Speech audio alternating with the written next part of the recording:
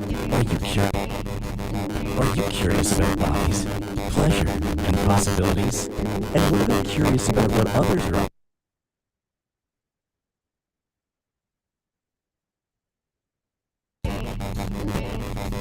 Are you curious about bodies, pleasure,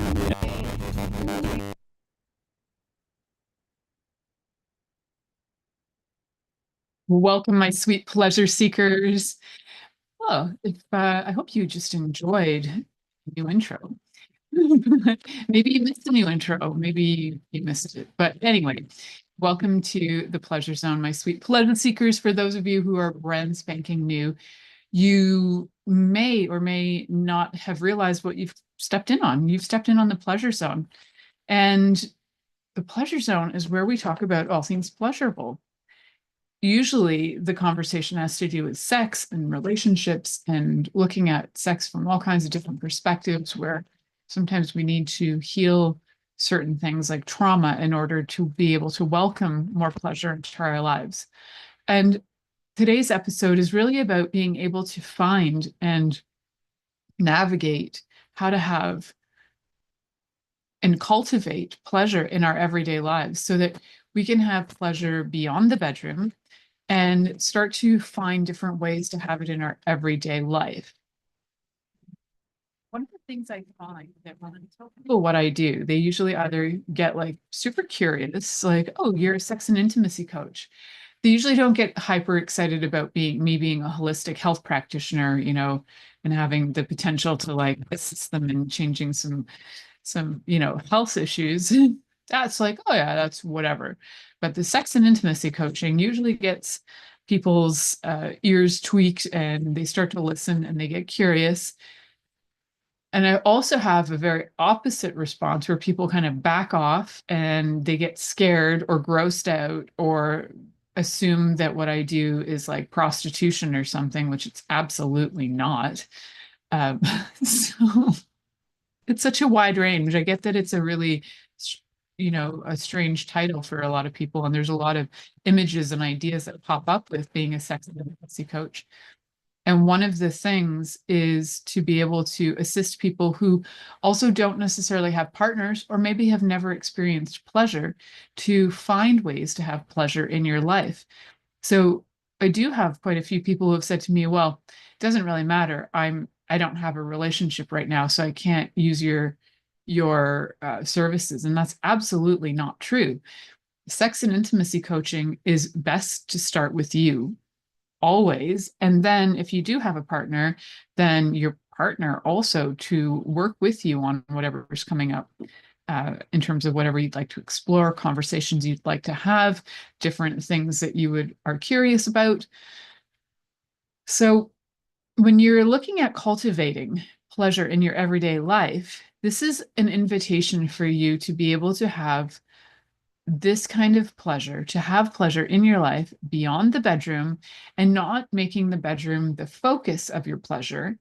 And I have lots of shows where we do put a lot of the focus onto sex. And even then, I always say, what are our top priorities, guys? Communication, consent, and curiosity. So all of those things are key. Even, communication, consent, and curiosity are kind of like key ways for me. The way that I see it is key ways to kind of just live your life, whether it's with friends or family. If you have good communication, if you have consent, that means you have good boundaries as well. And curiosity just means you're willing to explore and try new things. So those three C's are great C's. I mean, there's other great C's in the world too, but we're going to talk about the three C's and cultivating those three C's. That's a fourth C today. And how do we do that? So I think one of the fundamental things to look at is how we process pleasure. Like as human beings, how do we process pleasure? And a lot of pleasure is actually processed in our brain, and our brain is part of our nervous system. So we also process pleasure in different parts of like it's a different parts of our brain have. So we have, there's our hypothalamus. It actually helps to release dopamine. And then we also have different parts of the frontal cortex that help with processing pleasure, but also when they do brain scans, when people are experiencing pleasure, find different parts lighting up. And some of those are in the front of the brain. Some of them are kind of more kind of deeply in the bit of the middle of the brain. But instead of like looking at the technicalities of it, just know that it's actually your brain. So when people are like, what you're experiencing is all in your mind is incredibly complex. And your mind has the ability to, hold on to ideas and thoughts. And it's like a massive processing system. It's like your computer, but like I don't even know how many terabytes your brain can hold compared to your computer. I'm sure if somebody measured it, it's astronomical compared to what actual computers do.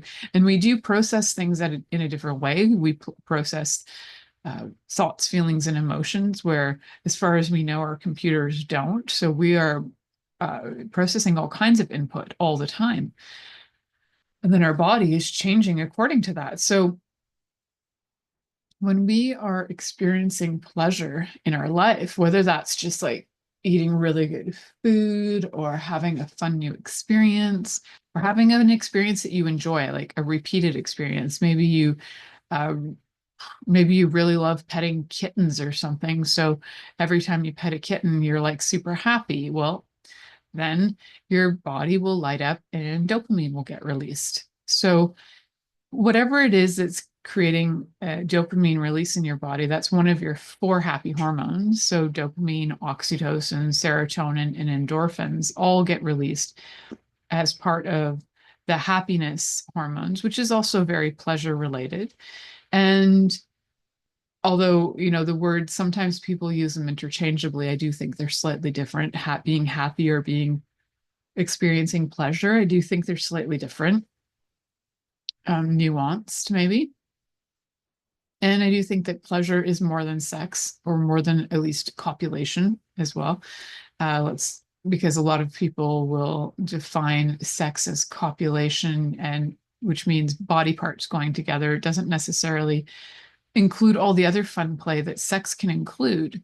So it's beyond that. And it's actually about how we interact with our environment, with our life, with all the stimuli going on, whether that's, the breeze that we just felt or a smell in a room. It can be so many different things. So our brains are so incredibly complex, and we don't even fully understand brains. There's still neuroscientists out there learning all the time what our brains are doing. For example, that little pause you might have heard or seen, that was my brain processing that my mouth was dry. And so what would help me is having water. And so our brains do this. And some of these things are conscious, some of them are unconscious. And a lot of times, if you can pay attention and be mindful, you're able to see what does create pleasure for you personally, what creates pleasure for others, and does creating pleasure for others create pleasure for you, which is kind of like compersion, which is where you derive pleasure from other people having pleasure. Are you doing things specifically as a people pleaser to make other people happy, but then essentially you're not happy, but you're trying to get your body to turn on those happy hormones and you're trying so hard to be happy? I hear that from a lot of people. They use the word try a lot, and I'm a real fan of a lot of things sci-fi, and one of the things is Yoda saying, do or do not, there is no try. And I love Yoda for that. So Star Wars reference there for you guys. Although I am a much bigger Trekkie, I apologize to those of you out there who would find that offensive. But so we have our bodies constantly. We're constantly finding more information. We, or the scientists, are constantly finding more information about how our brains are operating, what's going on, how we're creating new neural connections, what parts of the brain respond to different stimuli, how different stimuli can create different effects. And there's always learning to be had. We definitely haven't fully mapped the brain, and we definitely don't know everything about everything that's going on in the brain. So I just want to simplify it and say that, because you know what, I could say something today, and then in 5 years from now, when you're listening to this podcast, you might go, oh, wait a second, well, that's not so true anymore. We now know this, this, and this, right? So there are usually additional information that comes out. So we just know that it's processed in the brain. There are chemicals that are released, like dopamine, oxytocin, serotonin, and endorphins. And who knows, maybe in years to come, they're going to find even more chemicals that we aren't even aware of yet. It's a beautiful thing that we're always constantly learning and growing, as science should constantly learn and grow and bring new information to the table at all times, based on evidence and repeated proof. Anyway, that's a story for another day. All right. So the question of like, what is pleasure? So we can define it simply as something that we experience in our lives. It's kind of a general way of engaging with life to feel good. It's in a mental, emotional, spiritual, physical response to life. And a lot of times, I think one of the things to look at is, what is pleasure for you personally? What brings you pleasure personally? And it's not always the same as something that would bring somebody else pleasure. And you can see that really simply by restaurants having a variety of options, because if everybody ate exactly the same food all the time and there was no change, and that we as humans were okay with that, um, which we wouldn't be, because we would be kind of bored and our bodies would suffer from eating exactly the same thing every day all the time. Requires like different things, even different times of the year. Sometimes we need more of one thing or another, depending on levels of stress going on in our lives, and what's being depleted, and all those sorts of things.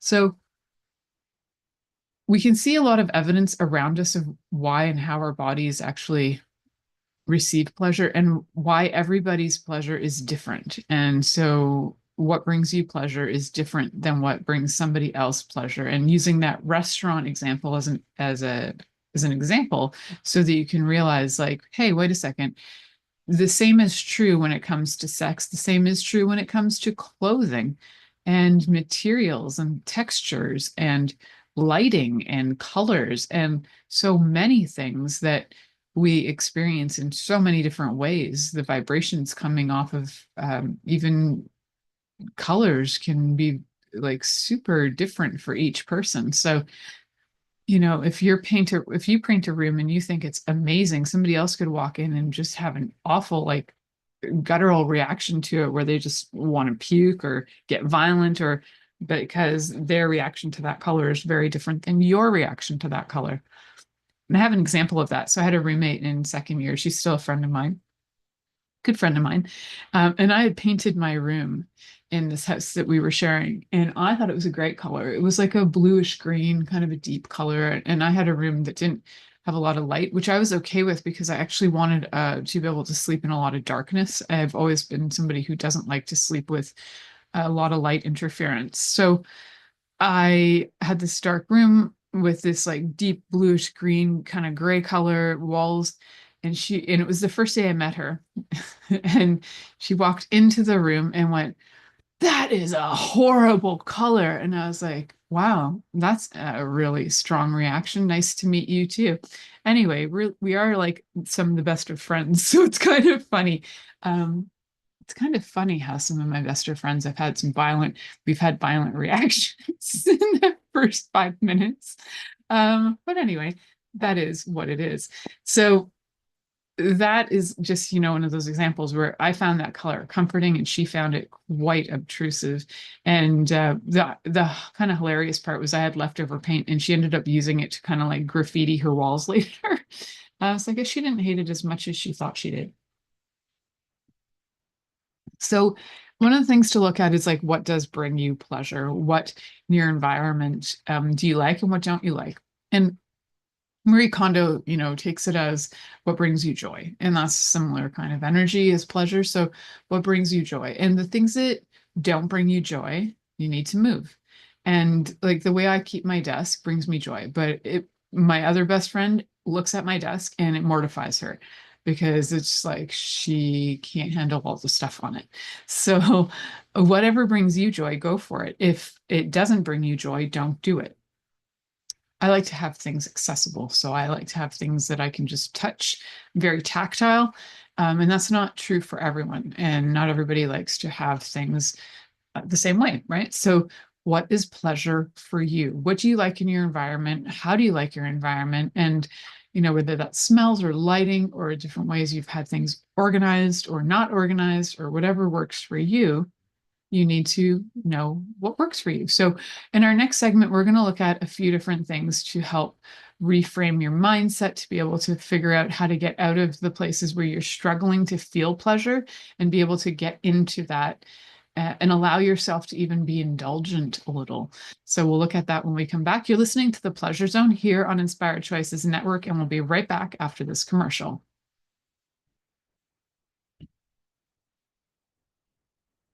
Are you secretly a voyeur, wondering what's going on in other people's sex lives? What if now is the time for a totally different sexual evolution? Are you interested in people who are pioneers of different sexual and pleasurable practices? Lean in now with Milica Jelenic, where she will entice you and your body to know your own pleasure zone. On the Pleasure Zone radio show, with sex, relationship, and intimacy coach, Milica Jelenic, you'll receive tools, inspiration, and a foundation to allow yourself to receive more in your sex life, and quite possibly other areas of your life as well.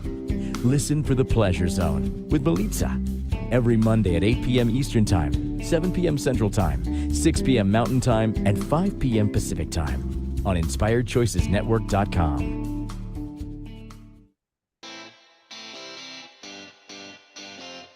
Are you a subject matter expert? Are you here to share your expertise with an audience waiting to hear from you in only the way you can deliver? Are you ready to have your voice amplified across the airwaves? Inspired Choices Network has a global radio platform streaming to millions of people across the world. Professionally produced and supported by an accomplished team every step of the way, you can broadcast from anywhere in the world, knowing your voice matters, and we ensure it is delivered with ease and efficiency. Eager to hear your message, the world awaits. Contact us today to become an Inspired Choices Network radio host. Email become a host at inspiredchoicesnetwork.com.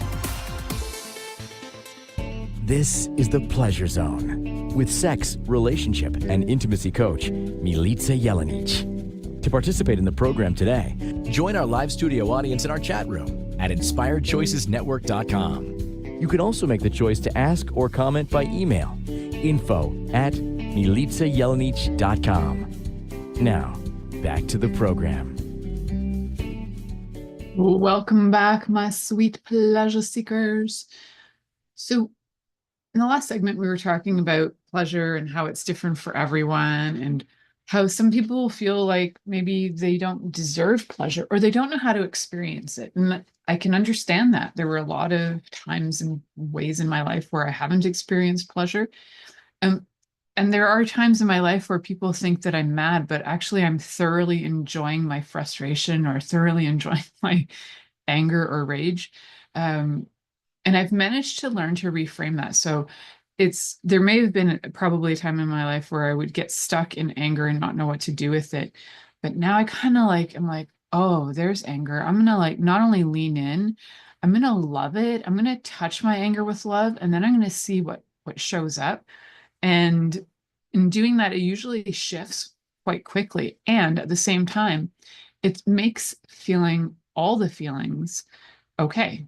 So it's like all your feelings are allowed, but not necessarily all behaviors are acceptable. Like punching somebody because you're angry isn't acceptable, but feeling and experiencing anger is absolutely acceptable. So feelings, and I'm saying this because I've heard quite a few people in the last few weeks be told by others that somebody is tired of them being emotional. Stop being so emotional. That saying, stop being so emotional. That's like saying stop living. So even if you're being emotional by being happy, happy is emotion. Anger is emotion. Frustration is emotion. Delight is emotion. Pleasure is emotion. But if you say to somebody, stop being so emotional, well, that's basically telling them that they're not supposed to feel anything. And that's called death. So a big F you to everybody who says that to people. You can go suck the big one and choke on it. Yeah. So have fun with that. And if you are somebody who is actually cool with emotion, then you'll understand that all emotion can also derive you a sense of satisfaction at some point and can help you get awareness and help you to move through different things, whether it is that you're experiencing frustration and you just be with it and then you can enjoy it. The satisfaction that comes out of, say, a task that you're frustrated with, but then you find resolution or a solution. And then the dopamine and the endorphins and the oxytocin, all of that can kick in because you're feeling satisfied by finding a solution, right? So frustration is actually a really excellent thing to experience. And I think when I was a young mom, I kind of struggled with that. Like, no, I wasn't a young mother. I was 33 when I had my child, but when I was a mother of a young child, I personally struggled with allowing my child to struggle. So I want to sometimes step in and show a way or something to, here, try this solution. And it took a while to be able to just let my child be frustrated. And it's like, it's okay to be frustrated. If you don't want to feel frustrated right now, let me know if you want tools and I'll help you through that. But get through that, right? Being able to get through it is really important. It teaches us a bunch of different things. And it also can bring so much pleasure after as well. Being able to find solutions is great. So why am I talking about frustration? I don't know, because I went on a tangent, but for even sexual frustration, when you do get to have a release, can be incredibly satisfying. And frustration, if you're working on like projects and you're not really sure what to do, but you find a solution, so satisfying. And yes, checking off a task, that's such a great example too. So if you are somebody who loves to write down tasks and you get to check them off your list and you're like, oh, I got that done. Yes. And there may be times in your life where you just feel like, you know what? The greatest pleasure I have is in doing absolutely nothing. And I have to say in the last like 48 hours, I've been like fully feeling like, you know what? I am enjoying nothingness and the fact that like if I don't have to talk to anybody today, fantastic. And I don't always go through moods like that, but there are times where I go into full hermit and might last a few hours or a few days or a few weeks. And when I'm in full hermit, I thoroughly enjoy just being in my own thoughts in my own head, even like being on creating this podcast tonight and being live with you guys, for those of you listening live or listening in podcast later. Like a real moment for me right now is where I'm going, the what I feel is that struggling through my show, and you guys might not hear it, but personally coming on tonight was like, oh, I would rather hide in my room and just be quiet and have the lights off and meditate. And I chose to come on so that I could be able to get that feeling of satisfaction that I've not only accomplished something, but been able to move through a struggle. And I will go honor myself after and probably just go hide and meditate for an hour before I go to sleep. So sometimes it's stepping up to those challenges of things. It's like, ugh, I don't want to. And then I got to check in and go, is that like my inner brat just going, I don't want to do nothing, never, nobody, I don't care about nobody, nothing at all. And that's what I feel like. And that's like my inner brat comes out and I don't want to do nothing, nowhere. And, and so that frustration can be very satisfying to be able to just play that out and not necessarily have it ripple effect and affect like the rest of my family of me being a brat, but I can take my brat energy and I often channel it through things like I'll channel it through puppets or toys and work it out. because that's how one of the ways I process is through play. And believe it or not, a lot of people actually process through play. And it is a way that I derive pleasure in my life, is through processing my emotion through play. Whether it's just like actually like getting toys and playing with like dolls and puppets, or I know probably people are listening going, like, you're a sex and intimacy coach and a holistic health practitioner, and now you're talking about this. That's whack. The truth of it is play is actually one of the top ways to move out of trauma and move out of stress. And children do it fantastically. And for some reason, there's an age where we hit maybe puberty and we think of play as inappropriate, or that's for kids, I'm not going to do that. Or then we switch it up and, people start playing video games, or they'll play adult games instead. So it's acceptable. And we forget that, you know what? You might actually have more fun playing with your Legos, or playing with your dolls, or going for a bike ride like you did when you were little, or skipping down the street and doing hopscotch. That might bring you pleasure. So one of the fun things that I like to encourage people to do and look at are, what are the things that you did when you were little that brought you pleasure? Because a lot of times the things that we've did when we were little and that we no longer do are the things we're repressing from ourselves that bring us pleasure. So if you were like an avid crafter when you were little, and then somewhere you were told that your crafting was messy and useless or blah, blah, blah, so you stopped crafting, you might have put it away and you might not be crafting anymore. But if you started again, it might bring you not only great pleasure, but you might find that it actually becomes like a source of income. I'm watching a lot of people these days get into crocheting again. I remember being taught how to crochet and knit and needlepoint and sew by my grandparents and my mom. And those things, I know that for my grandmother, knitting and sewing brought her immense pleasure, especially knitting. And it was like her form of therapy.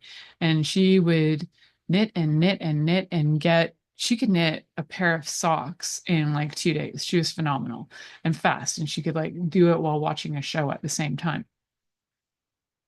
And so that was kind of a plaything that she did as a child. It was something she learned how to do when she was little, because she had a heart condition and she wasn't really able to go like run outside with the other kids. It wasn't until she was much older that they actually had a way to help her and do surgery on her so that she could have more of an active life. And she did like to walk, and she probably would have been sporty, but she couldn't get into the sports because of her heart condition. So she was the kid who crafted and knit and sewed and did all the things like that, even though maybe she wanted to do other stuff. And so she just kept on doing that, even until she wasn't able to anymore. So I think for me, it's important to give yourself permission. Number one, give yourself permission to have pleasure in anything, in any way that is consensual to everybody involved, right? So if your pleasure is smacking people in the face and they haven't said yes to that and they didn't consent, then no. That kind of pleasure is non-consensual pleasure. So your pleasure should be consensual to those involved. And if it's making something, or if you're crafting away, if your crafting interferes with your entire life and like your whole house has been taken over by crafting, it might be something to consider selling some stuff, or getting a new home and getting a bigger space for your crafts. There's a way to work it. So that you can still keep doing the things you love to do. Maybe give your crafts away if you can't sell them, but you can always consider selling them. Anyway, that's a side note. And then you might get pleasure from actually getting money for the things you're doing. So let's get back to that fundamental. What are some of the things you loved doing when you were little that you haven't done in ages? Maybe you love playing baseball. Go join a baseball team. If you don't have mobility to do that, then join a team that allows for different abilities, different levels of abilities. If you live far away in a place that doesn't allow that, well, go get yourself a ball and a bat and just hit a ball and a bat somewhere in a park, right? Just go There are ways to always do it, because you know why I'm saying that is because I always find people will have excuses to not do what brings them pleasure. Well, I can't, I don't have time. Well, I can't because I can't run. Well, I can't because I have pain. Well, I can't because. And all of those becauses and excuses are actually compounding and creating more. They're becoming like a dam in your body from you experiencing pleasure. So if you're like, well, I love walking, but I can't walk now. Well, if you have mobility in your hands, say you're paraplegic and you're paraplegic, but you have access to your hands and you used to love walking, but you can't. Sometimes getting even therapeutic exercises going where you might be holding on to a rope underneath your foot and lifting your leg to give your leg the action, even while you're sitting in your chair, to give your leg the action of motion will help. And those are a lot of things that are done in rehab with movement, that I know, the people I know who do rehab do that kind of work. So to me, there's always a way. It might be different, but there's always a way to have your body feel that same sensation, that memory, that, if you love gardening, but you can't get down on the ground and garden anymore, well, you can have up high planters. You could have potted plants in your house that you can look after. Again, there's always a way. So we're going to come back and look and explore more everyday things you can do to have pleasure. And I'll give you some tips and tools on how to thoroughly enjoy simple things in life. You're listening to The Pleasure Zone here on Inspired Choices Network, and we'll be right back after this commercial. Are you secretly a voyeur, wondering what's going on in other people's sex lives? What if now is the time for a totally different sexual evolution? Are you interested in people who are pioneers of different sexual and pleasurable practices? Lean in now with Milica Jelenic, where she will entice you and your body to know your own pleasure zone. On the Pleasure Zone radio show, with sex, relationship, and intimacy coach, Milica Jelenic, you'll receive tools, inspiration, and a foundation to allow yourself to receive more in your sex life, and quite possibly other areas of your life as well. Listen for The Pleasure Zone with Milica every Monday at 8 p.m. Eastern Time, 7 p.m. Central Time, 6 p.m. Mountain Time, and 5 p.m. Pacific Time on InspiredChoicesNetwork.com.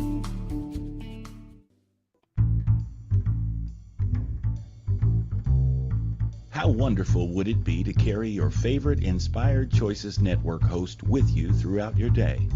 Well, now you can. Inspired Choices Network now has its very own mobile app. Our free app offers live streaming shows, along with thousands of podcasts and TV episodes. Our shows cover a wide variety of topics. Whether you're waking up with us, carrying us through the day, and taking us to bed with you, we're always here for you to enjoy. We're easy to find. Just search for Inspired Choices Network in the Apple App Store or Google Play Store. This is The Pleasure Zone with sex, relationship, and intimacy coach, Milica Jelenic. To participate in the program today, join our live studio audience in our chat room at InspiredChoicesNetwork.com. You can also make the choice to ask or comment by email, info@MilicaJelenic.com. Now, back to the program. Welcome back, my sweet pleasure seeker. So, and seeker is multiple. I hope there's many of you out there. So, if you are new to this show and you're enjoying it, I would love for you to, wherever you're listening, click download the shows. But there's so many platforms that we're on, between YouTube, Spotify, Spreaker, iHeartRadio. There's actually over 70 places that you can find this show. So wherever you are listening, if there are comments, I'd love for you to comment. It really helps my show. I'd love for you to like it. And by all means, and I hardly ever say this, so, you probably find you're like, I forget to tell people to follow. Please do follow. I totally appreciate as many follows as possible. So one of the things that we're talking about with pleasure is those everyday experiences, those small things that sometimes we think about, or we don't realize that we miss, like childhood pleasures. Whether, you were little and skipping was great. I loved skipping when I was little. And I loved riding my bike, and I'm so looking forward to riding my bike again. The weather is clearing up here in Ontario, Canada, so I'll be able to get back on my bike. And I loved playing with my dolls, and I still have them. So they're a great source of therapeutic joy for me these days. And there was a while where they weren't so active, but in the last few years, I think especially during COVID, I started to bring them out and just start to feel like a sense of um, no, it was more than pleasure. It was like rekindling my childhood and being okay with being playful again. And I've always been okay with being playful, but this was like kind of extreme. Like they're actually out when other adults are in the house. Got my dolls like sitting on the sofa. Before they were just kind of like my hidden secret in my room, and now they're everywhere and have personalities. And there you go. So, so if you don't like people puppeteering things, don't come to my house. If you do like a good puppeteering show, let me know. I might bring them on the show. All righty. So I think I also had mentioned movement, right? Like running or whatever. I was never a big runner. I didn't really enjoy running, but I do like movement.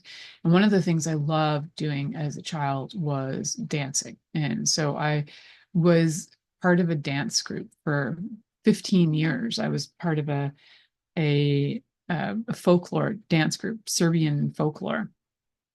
And I loved it. What I loved was the dancing. I didn't love the politics of the people, but I loved the movement, that my body got to be part of the movement and the music and all of that and the energy of the dancing. So every once in a while, I'll get in my car and I will put on some super dance music and rock my heart out to Serbian folklore, because that's the kind of wild gal I am.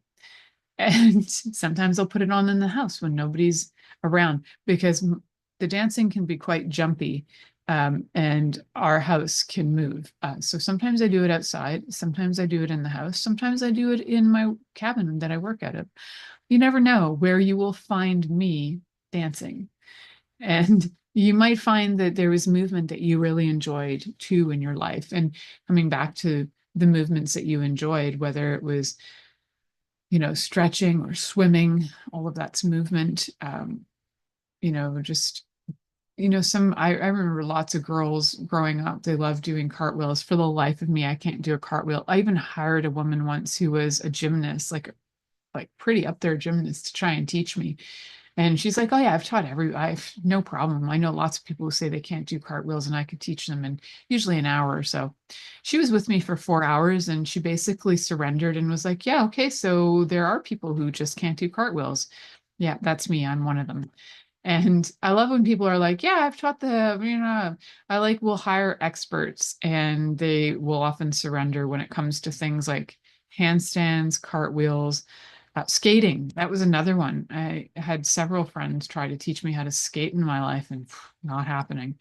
So sometimes you just got to surrender and realize what you are good at and what does bring you pleasure, maybe some of the things that you want to cultivate and become even better at and have fun with, and then you can enjoy it and you can see progress in it. But if you are doing things that, and I'm bringing these up because every time I would try and go back to try and learn something like skating, and the next person be like, no, it's really easy. This is just what you got to do is this, this, and this. Like somebody else would have a new tip or tool, and I'd be like, okay, I'll try this. And then I would fail. And every time I'd be like, for the love of God, what's wrong with me? And that can be a downer. That can actually really put you into a loop of thinking there's something wrong with you, that you're not good enough, you're not smart enough. So you do need wins in the day. It is good to realize what you're not good at. Absolutely. And it's also, failures are good as well. They can help you and teach you how to grow. But it's really important to have wins and to find wins for the day. And every day finding at least one thing that not only you're grateful for, but that you had pleasure in. So gratitude for a pleasurable moment of your day. So if you had, for example, I did something today that I found pleasurable. I think it was my breakfast. I'll have to think about that before I go to bed and meditate. But I will find, and I try my best to find at least one thing that brought me pleasure in the day. And sometimes it's just giving my child a hug. And sometimes it's seeing my husband smile. Sometimes it's being able to look at myself and go, you know what? You're doing it okay there, lady. Like you're doing all right. You made it through another day. And that can bring me pleasure too. It can be so small. And I'm not that hard to please, actually. So, so there you go. I don't know if my husband would say the same, but I think I'm not that hard to please. I'll ask him. I don't think he thinks I'm that hard to please either. Otherwise, he probably would have left. He's not into having to put in excessive amounts of effort. So movement and sound and, dance, all those kinds of things that bring you pleasure. You could be like just on the ground, grinding. Like I've watched a few videos on YouTube where there's like groups of women who are doing like grinding workshops, and they got their hips really going, and yeah, that might bring you lots of pleasure too. Sometimes when my back is feeling stiff, or I feel like my coccyx is tight and the nerves that are coming out of my sacrum are feeling tight, then I will get into a rocking motion. And it's actually a really good way to release trauma as well. So you get on your hands and knees and you kind of just like go back and forth, rocking your body back and forth. It can be incredibly great for alleviating stress and helping your body to self-regulate. So, you often see kids doing rocking. That's a great way to self-regulate. If you happen to have a rocking chair, fantastic. I do have rocking chairs, but they're not in my house anymore. So I need to get another rocking chair back in my house. The rocking chair I do have does not fit my butt anymore because it's from when I was a child and when I was like little. So all the little kids who come to the house get on that thing and rock and roll like there's no tomorrow. So find out what brings you pleasure and do it. Keep it simple for right now, guys. Like, I don't think you have to go outrageous and trying to find like a new big project to accomplish. You need something small every day to start getting those dopamine hits to want to keep you going. And it doesn't have to be the same thing every day, just one thing that motivates you to keep going. And then being absolutely okay with the days where you're not feeling it and be like, you know what, I'm not feeling it today. Not to make it a thing that's going to be, and it might just, I'm not feeling it in this 5 minutes or this like hour. I just haven't felt it this hour to like feel happy, and it's okay. And I'm okay with whatever I'm experiencing right now. It's usually other people who are uncomfortable with you not being fully happy, and they're like, try and make you happy. And it's also one of those things that as a parent, I've had to learn how to be okay if, my kid's like having a mood and be like, yeah, it's cool. You need a mood? Cool. You have a mood. You need to feel sad. You need to feel this? Cool. If you want to talk about it, I'm here. If you don't, that's cool too. That is just whatever you're experiencing is a-okay. Your feelings, all of them, including pleasure, matter, including anger, matter. And they do tend to be kind of on like this, they can often feel like they're on this oppositional spectrum, right? Like anger is like joy is the opposite of anger. And I don't feel like that's true. Like for me, feelings are kind of like just jumbled balls, like they're spheres, kind of like time, and they all kind of coexist simultaneously. And one of them might have more brightness that moment. But as a person who looks at the world more holistically, I feel, and I don't know if I'm right on this, but it's my feeling that all feelings coexist simultaneously, just some of them pop more. So sometimes your pleasure might be popping more than your anger. Sometimes your anger might be popping more. But you have all of those things. You don't just have one. You're not just I'm just a happy person. No, you're not. And it's okay that you're not. If you really truly are only a happy person, there might be some interesting wiring going on in your brain that you don't experience other things like stressors that could create frustration or anxiety or anger or anything like that. And you might have that wiring. I know that does exist, and it's rare, but it does exist. And I also do know that the opposite does exist, where people only experience anger, but they don't experience happiness. So when I'm talking about these feelings coexist, that's kind of a generalization, and it's true for most people, not all people, but most people. So just check in for you and see if are you okay with having all kinds of feelings, and that some of them are more prominent or predominant at times than others.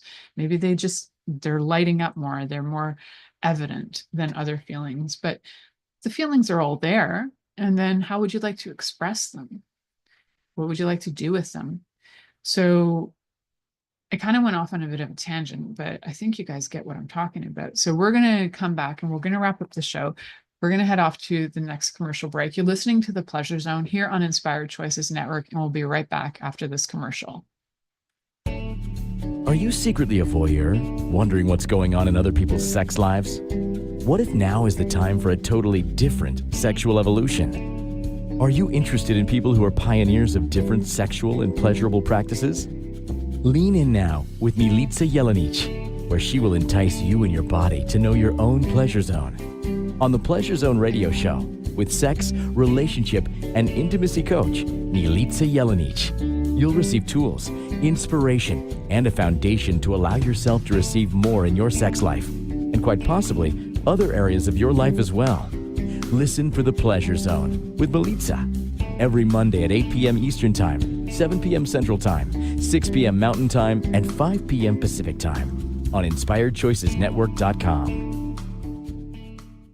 This is the Pleasure Zone with sex, relationship, and intimacy coach, Milica Jelenic. To participate in the program today, join our live studio audience in our chat room at InspiredChoicesNetwork.com. You can also make the choice to ask or comment by email, info@MilicaJelenic.com. Now, back to the program. Welcome back, my sweet pleasure seekers. And just in case, if you are enjoying the show, if you could please give us a 5-star review on iTunes. Just search The Pleasure Zone with Milica Jelenic. That's MilicaJelenic. I would be so grateful. It really helps in getting the information out to the world, to the people who need it. And it's all free information. So every little bit of your input helps. Likes, comments, shares, all of that super helps. So that would bring me great pleasure. Thank you guys for bringing me great pleasure. And I appreciate it. So for getting back onto the topic of like everyday life, everyday pleasures, I think let's take it down to some things that we kind of need to do to survive. We can derive pleasure from things like breathing. We can derive pleasure from things like eating. And I've actually, a friend of mine, her dog derives such immense pleasure from taking a poo. Like I've never seen anything like it. And the last time she was visiting, he took a poo and he just got he like ran in circles. He went mental. He was like so excited. He was running up and down like the laneway. I have a big property. So he was like running like mad, running in circles. Like he had just won the friggin' lottery. And I looked at that and I was like, wow, that's awesome that he has so much like freaking excitement and happiness from taking a poo. And I thought, like, what would that look like for humans if we all like took a dump and then got up and were like, it's amazing. I feel phenomenal. I'm going to run around and dance and go mental and and everybody's going to know I took a poo because I'm that level. I'm poo level excited. Poo level excited is like a level that most people don't even know exists until they see this particular dog take a poo and go absolutely freaking wild. So cheers to you, Bentley, and your pooping, because man, that is some happy, happy times. So we can get pleasure from any and all of that stuff, but let's take it down to food, because food is so experiential with all of our senses. And I think if you can take this into your life, even like the next time you go eat, and I learned this from another lady who has a show on the Inspired Choices Network. Years ago, I went to a workshop with her. And the workshop was all about really knowing your body. And one of the things we did was food was brought out and we got to experience it with our 5 senses. So touching it and letting the food touch us and licking it. So Danielle Carter is the one who had created this, or that I learned this exercise from. So I don't know if she invented it, but it's a fun one.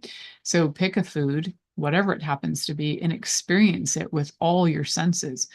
Touch it, smell it, like really smell it, smell the nuances of it, feel the heat of it, feel the coolness of it, whatever temperature it is, lick it and notice, like, what is it just lick? When you lick it, what does it feel like in your mouth?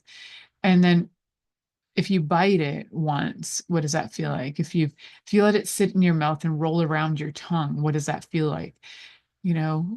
Listen to it. Sometimes our food makes noise, right? I think that's why kids really love things like Rice Krispies. It's like the snap, crackle, pop sound. And I didn't get paid to say about that, by the way, but if anybody wants to give me money for that, go right ahead. That would bring me pleasure.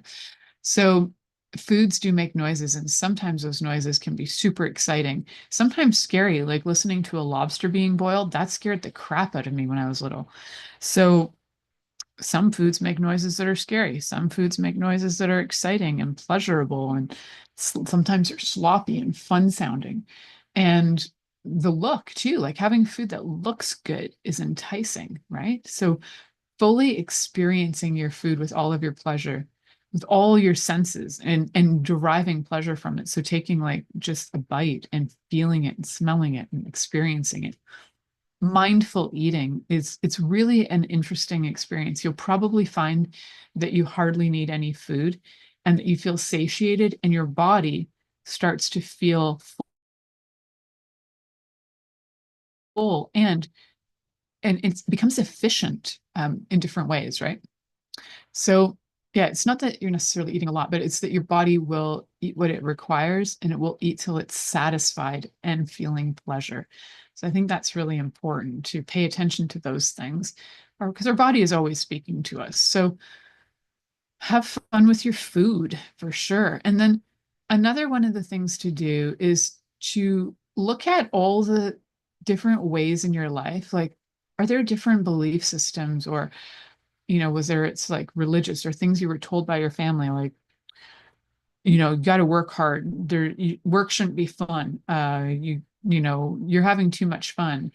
Those things when you've been told that pleasure is wrong or bad, and that life and work need to be incredibly hard and stressful.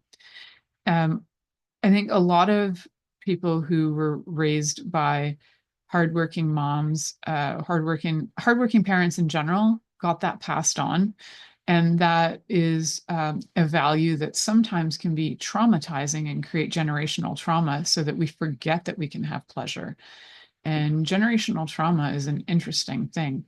So let's move out of the generational trauma and start to allow ourselves and shift our mindset to allow ourselves to have pleasure and discover what that is for us. And to me, it really is key to look at what brought us pleasure as children that we are no longer feeling like we're allowed to have. Allowing food to bring us pleasure, allowing sleep to bring us pleasure, and clothing, the fundamental things that we pretty much need to do every day, they can bring us pleasure in so many different ways, and allowing them to do that, and then allowing ourselves to have more of it. Like, it's okay to have pleasure. It's okay to have and be indulgent, like indulge in having your body feel happy, indulge in giving yourself like really beautiful soap, or like really nice I love really good toothpaste. And so like indulging in certain things that are both great for your body, but they bring you pleasure. So some people like to have the best of the best chocolate, or the best of the best wine, or the best of the best coffees. Yes, like allow your body to have pleasure. I mean, there is a difference between pleasure and addiction, and we won't even get into that because this show's almost over. But I do want to remind you that we all deserve, and I think that's such a word. I just don't, I'm just going to say it because that's what people use. I think shifting your mindset to say, I choose to know and receive pleasure. I choose to know and receive pleasure. I choose to know pleasure. I choose pleasure, and just Put that on repeat in your brain until you actually experience pleasure. I choose to know pleasure. I choose to receive pleasure. I choose to have pleasure in my life. I choose to love pleasure, and I choose to allow pleasure to love me. I choose that. I don't know about you guys, but that's where I'm at. Thank you for choosing to listen to The Pleasure Zone with sex, relationship, and intimacy coach, Milica Jelenic. We'll return next Monday at 8 p.m. Eastern Time, 7 p.m. Central, 6 p.m. Mountain Time, and 5 p.m. Pacific on InspiredChoicesNetwork.com. We hope you'll join us. Until then, have the best week of your life by choosing to be turned on and tuned in to your